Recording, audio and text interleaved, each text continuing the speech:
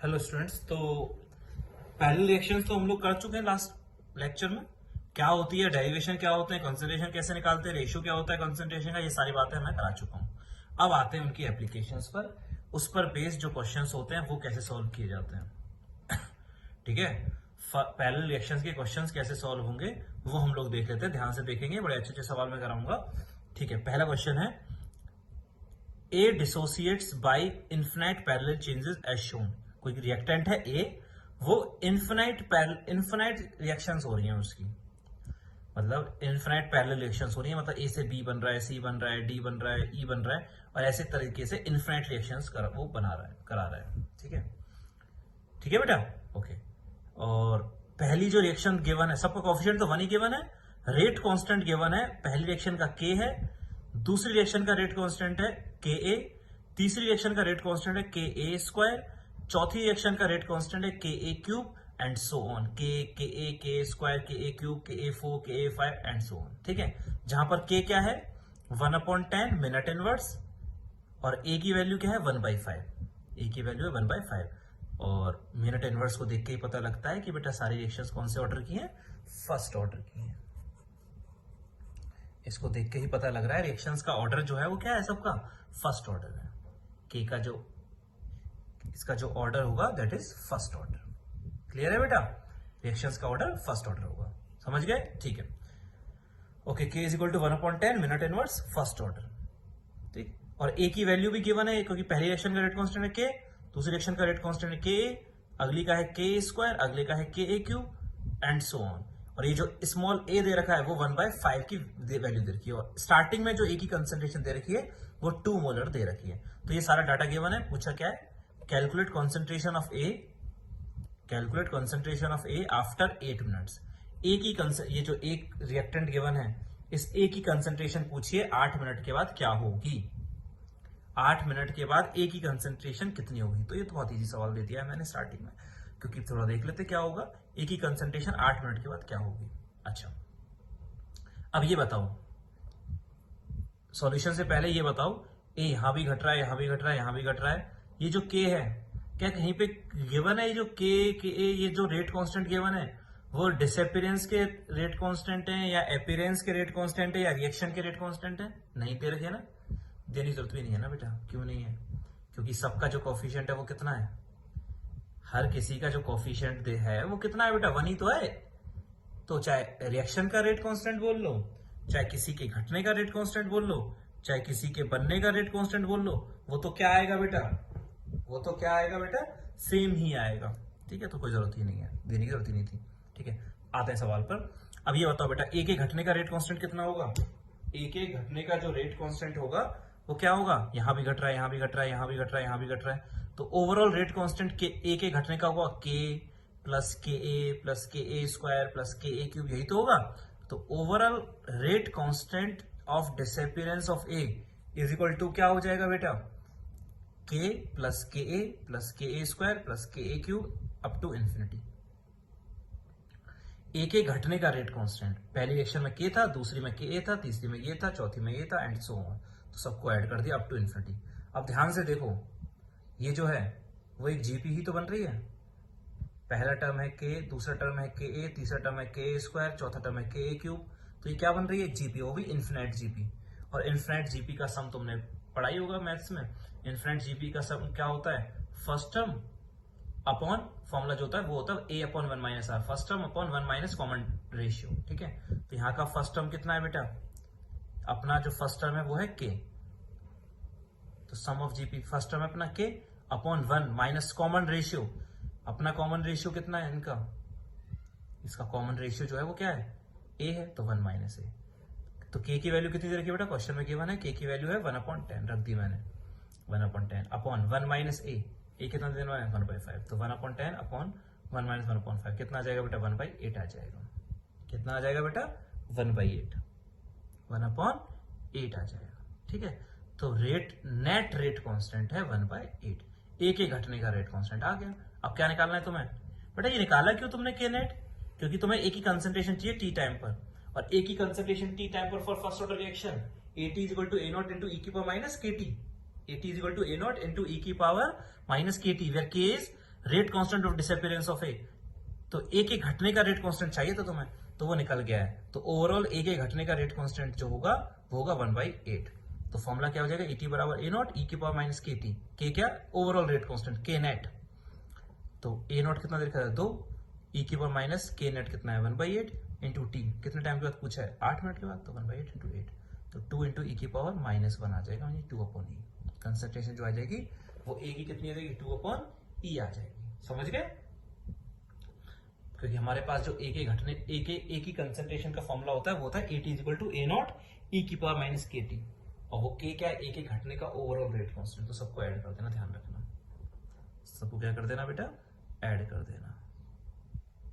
समझ गए होंगे ना बेटा, सब चीजों को क्या कर देंगे हम लोग, ऐड कर देंगे। कोई डाउट किसी को नहीं ना, आगे बढ़ते हैं, नेक्स्ट क्वेश्चन पर आते हैं। अभी हमें वो फॉर्मुलेस काम में नहीं आए, लेकिन अगले सवालों में वो फॉर्मुलेस भी काम में आ जाएंगे। तो नेक्स्ट क्वेश्चन देखते हैं बेटा, ठीक है। तो अपना नेक्स्ट क्वेश्चन क्या कहता है, अपना नेक्स्ट क्वेश्चन है बेटा कि एक रिएक्शन गिवन है, ए से क्या बन रहा है, ए से बन रहा है बी और सी, ए से बन रहा है बी बन रहा है और क्या बन रहा है बेटा, सी बन रहा है, ठीक है। ए से 2b और 2c, कॉफिशिएंट लेकिन बेटा ध्यान रखना, कॉफिशिएंट क्या है 2 और 2 है, ठीक है, ओके। K1 और K2 दोनों के रेट कांस्टेंट दे रखे, लेकिन बेटा कुछ गिवन नहीं है कि K1 किसका रेट कांस्टेंट है और K2 किसका रेट कांस्टेंट है। ध्यान रखना है बेटा एक बात, या तो वो क्वेश्चन में लिख के देगा कि भाई K1 और K2 हैं क्या, जैसे ये K1 दे रखा है, ये रेट कांस्टेंट दे रखा है, तुम ये सोचोगे यार ये K1 क्या ए के घटने का है, क्या ये बी के बनने का है, क्या ये पहली रिएक्शन का है। तो जब भी वो कुछ ना बोले तो हमेशा मानना वो जो रेट कांस्टेंट गिवन है वो रिएक्टेंट के घटने का रेट कांस्टेंट है।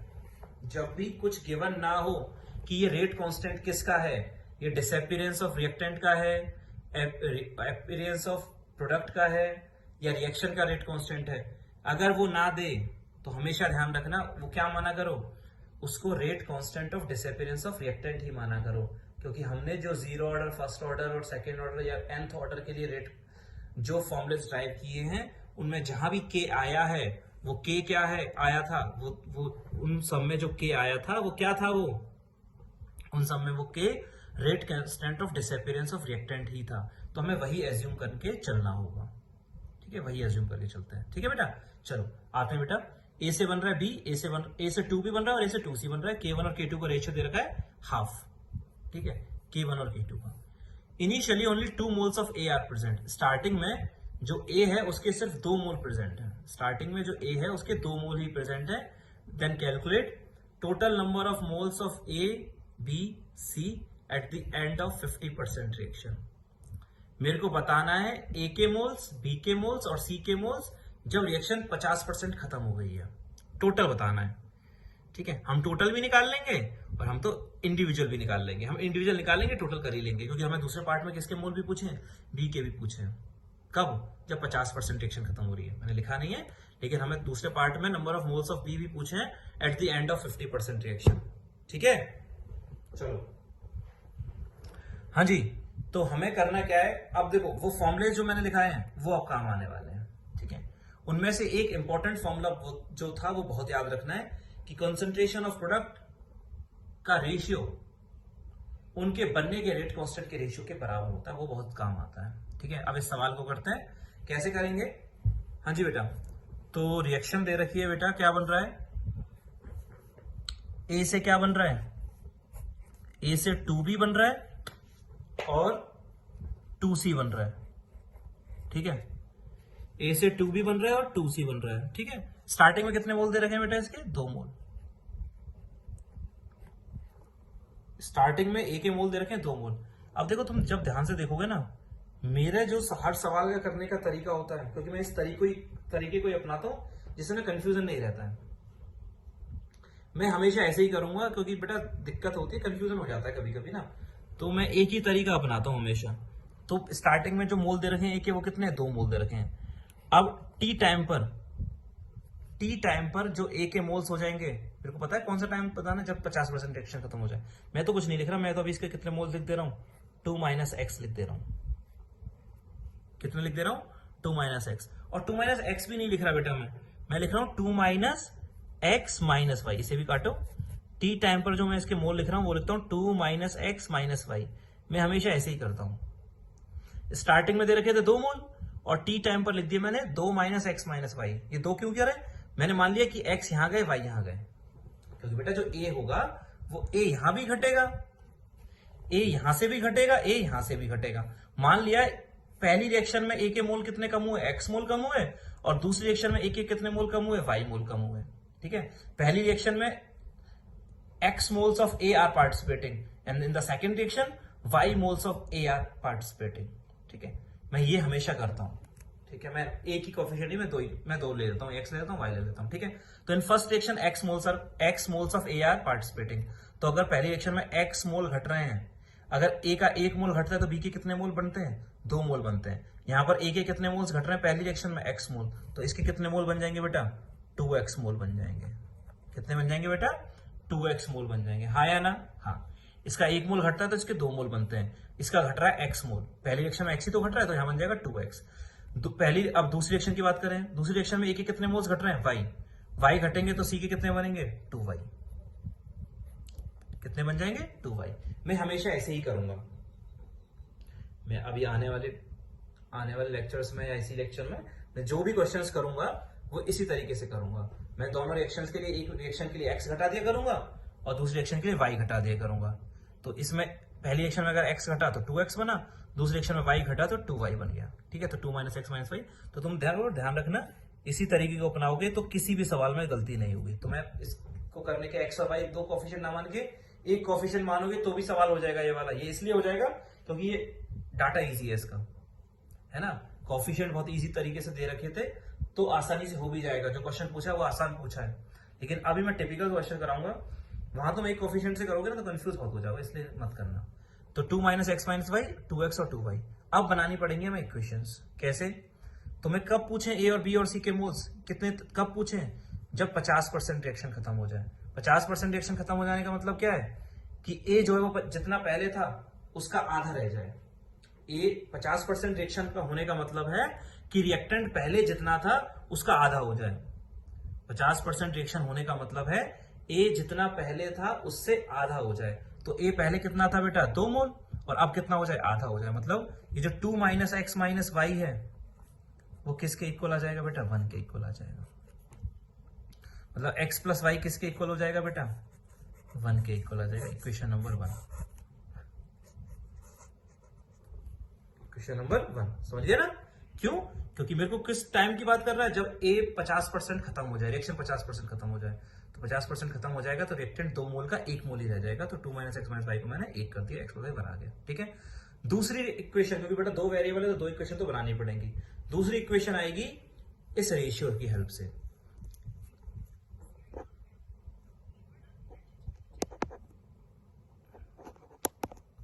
दूसरी जो इक्वेशन आएगी, दूसरी इक्वेशन जो आएगी वो इस रेशियो से आएगी। K1/K2 = 1/2 दे रखा है। K1/K2 = 1/2। K1/K2 जो दे रखा है वो कितना दे रखा है, हाफ दे रखा है। ठीक है, अब मैंने क्या बताया था तुम्हें, कॉन्सेंट्रेशन ऑफ B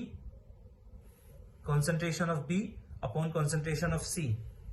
मैं लिखने जा रहा हूं यहां पर, concentration of B upon concentration of C। B और C की कंसंट्रेशन का रेशियो क्या बताया था मैंने, B और C की कंसंट्रेशन का रेशियो T टाइम पर, किसी भी टाइम पर B और C की कंसंट्रेशन का रेशियो वही होता है जो उनके बनने के रेट कांस्टेंट के रेशियो के बराबर हो। जो उनके बनने का रेट कांस्टेंट का रेशियो होता है।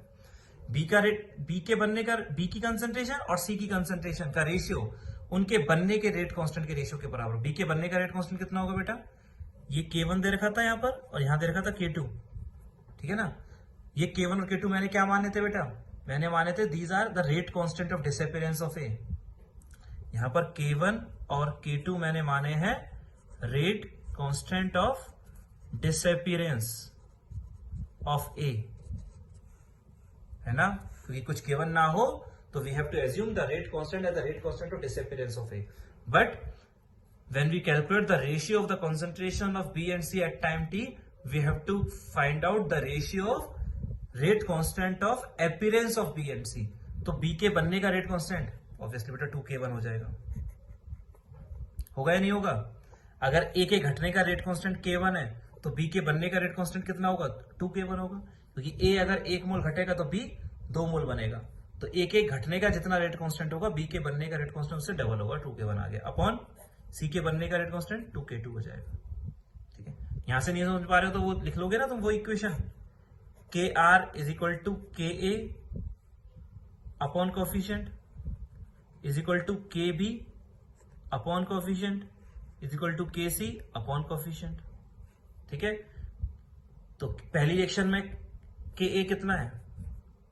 k1 अपॉन कोफिशिएंट कितना है उसका? 1 इज इक्वल टू, पहले दूसरे रिएक्शन में बी के बनने का रेट कांस्टेंट नहीं पता, के बी और कोफिशिएंट कितना है उसका? 2. तो के बी कितना हो गया बेटा? 2k1. यहां से के बी कितना आ गया? हाँ जी 2k1. मैं लिखा रहा हूं इससे, लेकिन लिखने की जरूरत नहीं है क्योंकि ये तो सबको आता ही है, अब तो बहुत बेसिक सी चीज है ये. अगर ए के घटने का रेट कांस्टेंट k1 है तो बी के बनने का रेट कांस्टेंट 2k1 हो जाएगा. ठीक है, रिलेशन पता ही है तुम्हें. रिएक्शन का रेट कांस्टेंट बराबर कोई भी रिएक्शन हो, चाहे इस रिएक्शन को ले लो, तो इस रिएक्शन का रेट कांस्टेंट बराबर ए के घटने का रेट कांस्टेंट अपॉन 1, बी के बनने का rate constant upon 2 is equal to k1. ठीक है, ध्यान रखना. तो यहां से आ जाएगा, लिख दिया 2 से 2 कैंसिल हो गया. और बेटा लेकिन यहां से तुम्हें क्या दिख रहा है? कंसंट्रेशन ऑफ बी तुम्हें दिख रही है 2x, सी की कंसंट्रेशन कितनी दिख रही है? 2y. तो 2x अपॉन 2 मैंने वैल्यू पुट कर दी, 2x अपॉन 2y. बी की कंसंट्रेशन 2x, सी की concentration 2y, 2x upon 2y is equal to k1 upon k2. ठीक है, 2 से 2 भी चला गया. और ये k1 अपॉन k2 कितना दे रखा है? हाफ दे रखा है. k1 अपॉन k2 दे रखा है हाफ. ठीक है, तो यहां से इक्वेशन क्या आ गई बेटा? y is equal to 2x आ गई, इक्वेशन नंबर 2. तो इक्वेशन नंबर 1 ये रही, इक्वेशन नंबर 2 ये रही. 1 ये है और 2 ये है, दोनों इक्वेशंस हैं. अब दोनों इक्वेशंस पता है तो सॉल्व तो हो ही जाएगा. बताओ बेटा y कितना आएगा, x कितना आएगा? फर्स्ट इक्वेशन ये रही, सेकंड इक्वेशन ये रही, तो x और y को सॉल्व करोगे तो कितना आएगा? हाँ जी, x और y को सॉल्व करोगे तो कितना आएगा? x कितना आ जाएगा भाई? y की जगह क्या पुट कर दोगे? 2x, तो 3x इज इक्वल टू 1, तो x कितना आ जाएगा बेटा? x आ जाएगा 1/3 और y आ जाएगा 2/3. देयरफॉर x आ गया 1/3 और y आ गया 2/3. तो अब मैं सवाल कर दूं तो Na कितना आ जाएगा? A के मोल्स, A के मोल्स तो हो गए 1, A का तो कितना मोल हो गया? 1 मोल हो गया. क्यों? वो तो पहले ही दे रखा था कि भाई eight the end of 50% reaction पहले 2 मोल थे, तो 50% रिएक्शन हो जाएगी तो 1 मोल ही बचेगा. तो A का तो कितना मोल आ गया? 1 मोल आ गया. B के मोल्स बताओ बेटा. B के मोल्स हो जाएंगे कितने? 2x. B के मोल्स है 2x, तो 2x मतलब 2/3 मोल. कितने? 2/3. और C के मोल बताओ बेटा. C के मोल कितने दिख रहे हैं तुम्हें यहां पर? 2y. और 2y मतलब 4/3 मोल्स. ये आंसर आ गया अपना. A के मोल्स भी आ गए, B के मोल्स भी आ गए और C के मोल्स भी आ गए. A के मोल्स भी पता लग गए तुम्हें बेटा, C के मोल्स भी पता लग गए और C के मोल्स भी पता लग गए eight the end of 50% reaction. अब क्वेश्चन में जो पूछा है वो तुम्हें बता देना. क्या पूछा है? टोटल नंबर ऑफ मोल्स पूछे हैं. तो टोटल नंबर ऑफ मोल्स कितने आ गए? 1 + 2/3 + 4/3.